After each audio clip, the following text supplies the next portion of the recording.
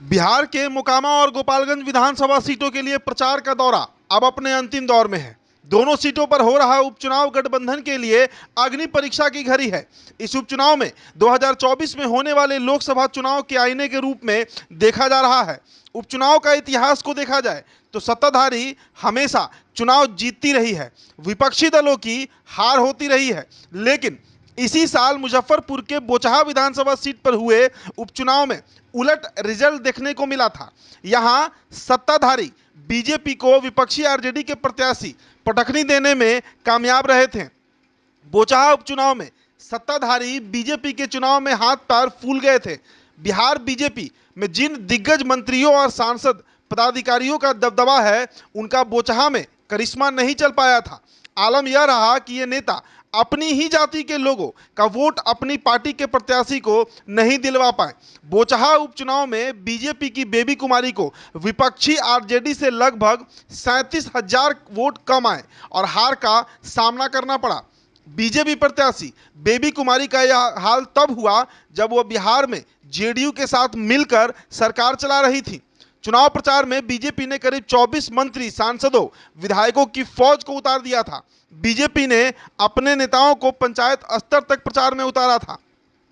मौजूदा वक्त में हालात ठीक विपरीत हैं। एनडीए के साथ ही जेडीयू बीजेपी से अलग होकर आरजेडी के साथ है। बिहार में महागठबंधन की सरकार है और बीजेपी विपक्ष में है। ऐसे में बीजेपी उम्मीद लगाए हैं कि मोकामा और गोपालगंज उपचुनाव में उन्हें शायद विपक्षी दल होने का कुछ फायदा मिल जाए। इसके साथ ही इन दोनों सीटों के उपचुनाव के नतीजे से बीजेपी को राज्य नेतृत्व को लेकर भी फैसला लेने में मदद मिलेगी। राजनीतिक विश्लेषक मानते हैं कि बोचहा उपचुनाव में बीजेपी की बेबी कुमारी को जीत नहीं मिलने की बड़ी वजह सीएम नीतीश कुमार रहे।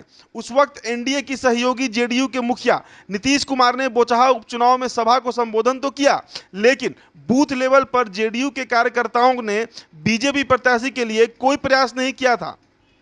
कहा जाता है कि बोचहा उपचुनाव में जेडीयू एनडीए में होकर भी बीजेपी प्रत्याशी के साथ नहीं रहे।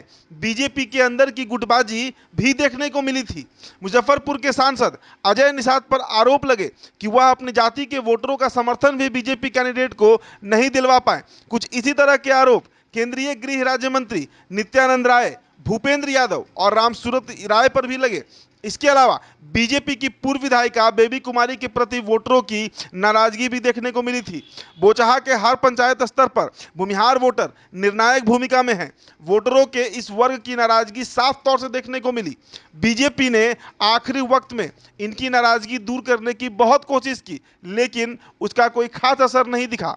भूमिहार समाज का आरोप था कि मुजफ्फरपुर के पूर्व नगर विकास मंत्री सुरेश शर्मा के खिलाफ बिहार की राजनीति में साजिश रची गई। उसी साजिश का फल बोचहा उपचुनाव में दिखा। ऐसे में खासकर मोकामा उपचुनाव को लेकर सवाल उठ रहे हैं कि क्या बीजेपी यह डैमेज कंट्रोल कर पाएगी, क्योंकि इस सीट पर भूमिहार वोटर निर्णायक भूमिका में है। बोचहा उपचुनाव के हार के बाद बीजेपी से उम्मीद की जा रही है कि वो मोकामा को लेकर कुछ नया प्लान आजमाएगी। मोकामा इस बात की गवाह भी है कि सिर्फ 1967 को छोड़कर यहां भूमिहार प्रत्याशी ही जीतते रहे हैं।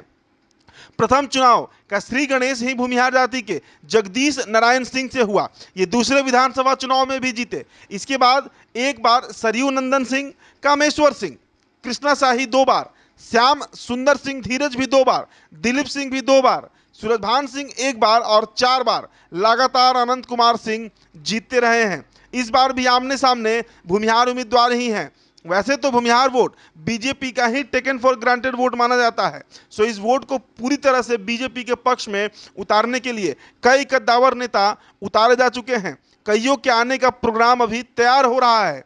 बीजेपी के रणनीतिकारों ने चुनाव प्रक्रिया पूरी होने तक 20 विधायकों की तैनाती कर दी है और हर विधायक को उसकी जाति वाले 3 पंचायत के साथ साथ बूथ तक भी सौंप दिया गया है। इतना ही नहीं, इससे इतर अन्य नामचीन नेता भी जो जाति विशेष वोट को बीजेपी के पक्ष में करने के लिए पहुंच चुके हैं। सूचना तो यह भी है कि उत्तर प्रदेश के नेताओं को भी मोकामा के चुनावी मंच पर उतारा जा सकता है।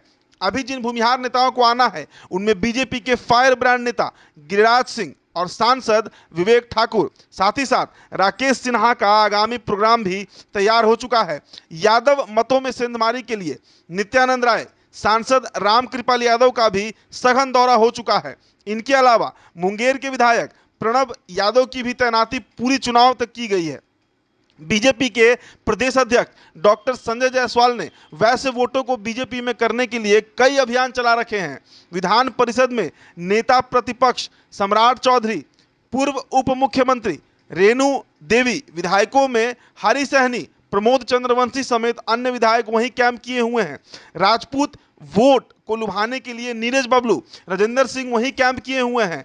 तय कार्यक्रम के मुताबिक मोकामा में उत्तर प्रदेश के मुख्यमंत्री योगी आदित्यनाथ की भी रैली शेड्यूल की गई है। इसके अलावा चिराग पासवान भी मोकामा में बीजेपी प्रत्याशी के पक्ष में वोट मांग रहे हैं। इसके अलावा मोकामा में भूमिहार समाज के बड़े नेता माने जाने वाले सूरजभान सिंह खुद बीजेपी प्रत्याशी की जीत सुनिश्चित करने के लिए पूरा प्रयास कर रहे हैं। यहां बता दें कि मोकामा में बड़ा बाहुबली कौन है, इस लिहाज से भी सूरजभान सिंह अनंत सिंह की पत्नी और आरजेडी प्रत्याशी को हराने के लिए मेहनत में जुटे हुए हैं।